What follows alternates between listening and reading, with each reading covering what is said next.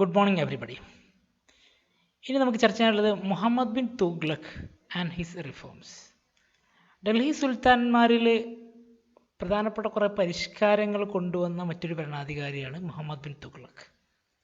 അദ്ദേഹത്തിൻ്റെ പരിഷ്കാരങ്ങൾ ചോദിക്കാവുന്നതാണ്. ഇദ്ദേഹത്തിൻ്റെ മുഹമ്മദ് ബിൻ തുഗ്ലക് രാജവംശത്തിലെ ഭരണാധികാരിയാണ്.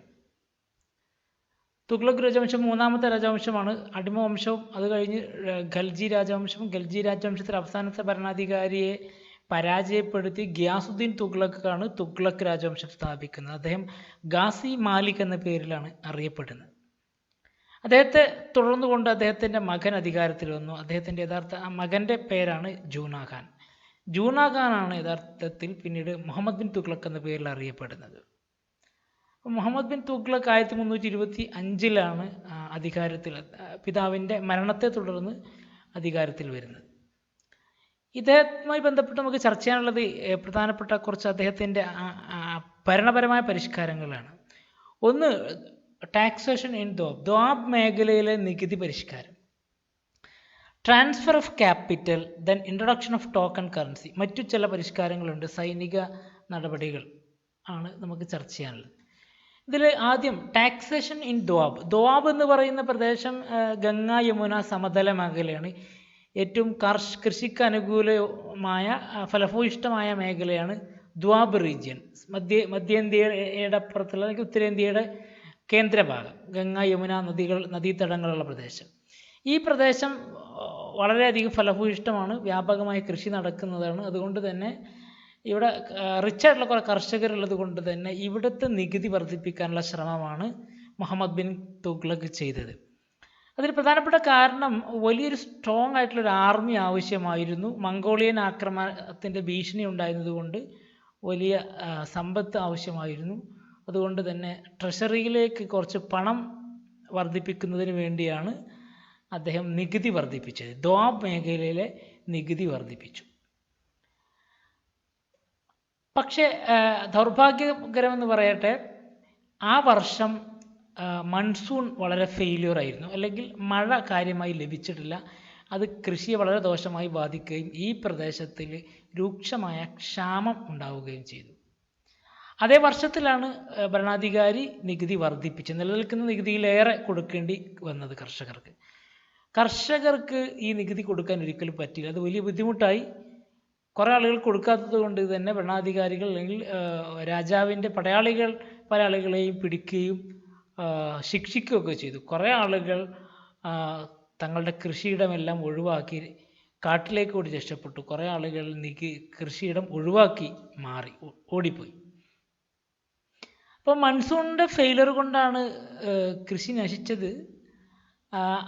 മൺസൂൺ ലഭ്യമായ അല്ലെങ്കിൽ നല്ല ഫലപ്രദമായ മഴ ഉണ്ടായിരുന്നെങ്കിൽ കൃഷി കാര്യമായി നടക്കുമായിരുന്നു, നികുതി പിരിക്കാമായിരുന്നു. പക്ഷെ ഇങ്ങനൊരു സാഹചര്യം കൊണ്ട്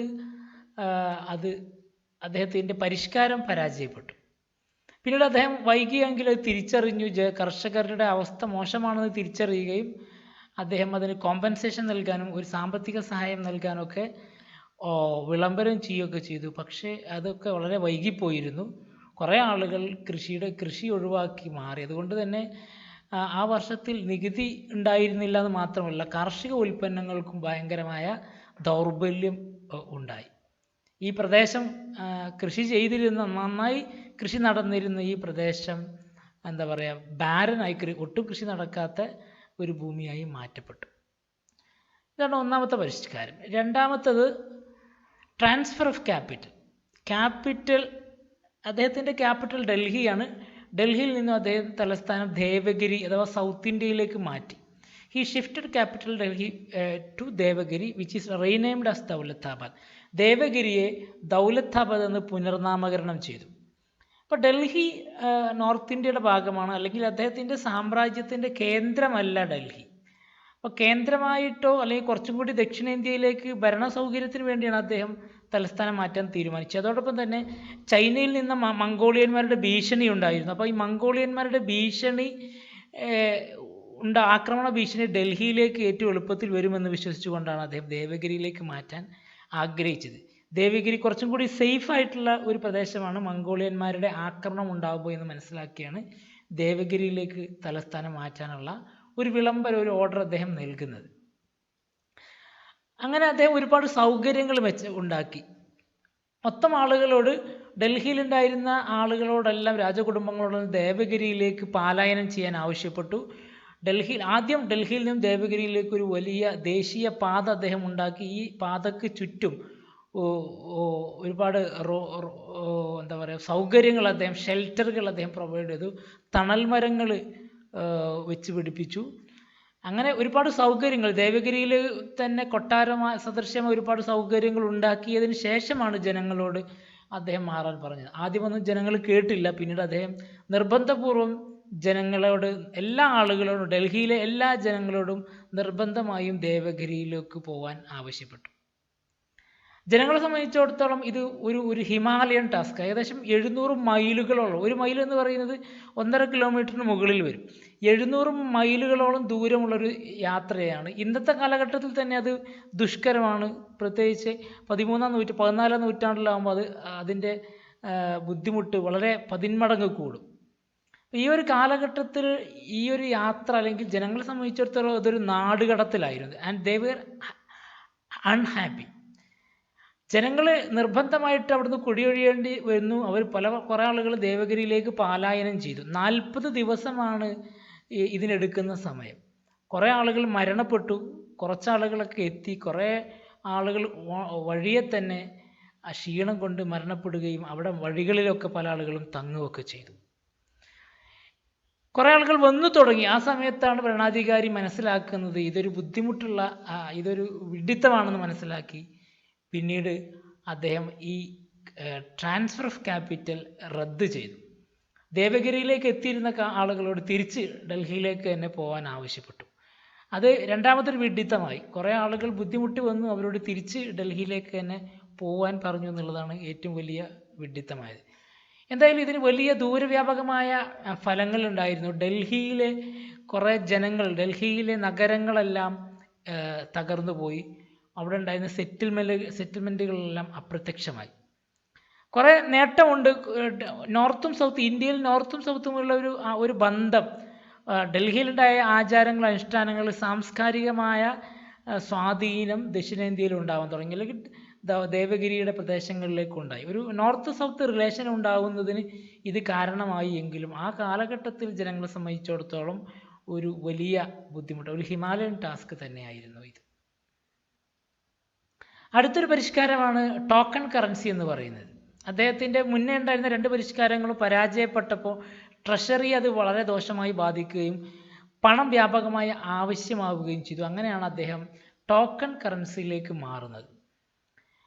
ടോക്കൺ കറൻസി എന്ന് പറയുന്നത് അതുവരെ എന്താ പറയുക, ഒരു നാണയത്തിൻ്റെ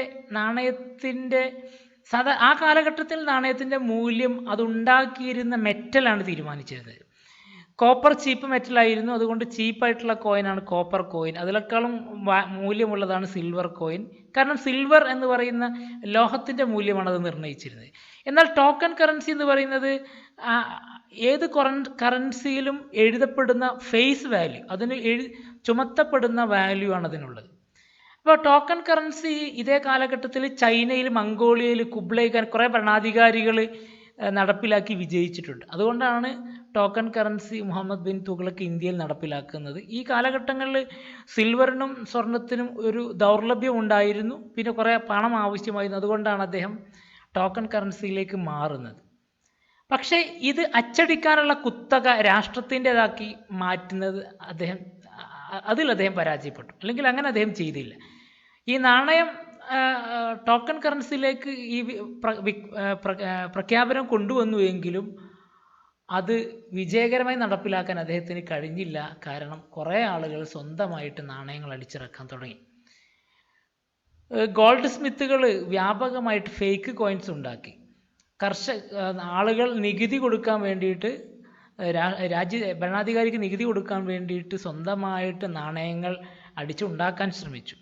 ഇത് വലിയ ബുദ്ധിമുട്ടുകൾ ഉണ്ടാക്കി. വിദേശ കച്ചവടക്കാരൊന്നും ഈ നാണയം സ്വീകരിക്കാൻ തയ്യാറായില്ല. വിദേശ കച്ചവടത്തെ മോശകരമായി ബാധിച്ചു. വ്യാപകമായി ആളുകൾ തങ്ങളുടെ ഇഷ്ടപ്രകാരമുള്ള നാണയങ്ങൾ, ചെമ്പു നാണയങ്ങൾ അടിച്ചിറക്കാൻ തുടങ്ങി. അപ്പോൾ ഇതിൻ്റെ വിഡിത മനസ്സിലാക്കിയതോടുകൂടി മുഹമ്മദ് ബിൻ തുഗ്ലക്ക് അത് റദ്ദ് ചെയ്തു, ഈ നാണയ പരിഷ്കാരം നിർത്തലാക്കി. അതോടൊപ്പം അദ്ദേഹം ഒരു നിർദ്ദേശം കൂടി വെച്ചു, തങ്ങളുടെ കയ്യിലുള്ള നാണയങ്ങൾക്ക് പകരമായി സ്വർണ്ണ നാണയങ്ങളോ സിൽവർ നാണയങ്ങളോ പകരം നൽകാമെന്നൊരു ഉറപ്പ് കൂടി നൽകും.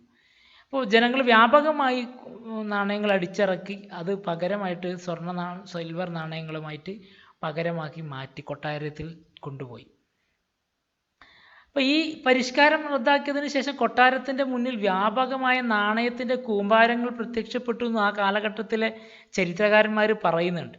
എന്തായാലും ഇത് ഗവൺമെൻറ്റിന്, ഇദ്ദേഹത്തിനും അഥവാ ഇദ്ദേഹത്തിൻ്റെ ഖജനാവിനും വളരെ അധികം ദുഷ്പേരുണ്ടാക്കിയ, നാണക്കേടുണ്ടാക്കിയ ഒരു പരിഷ്കാരമായിരുന്നു.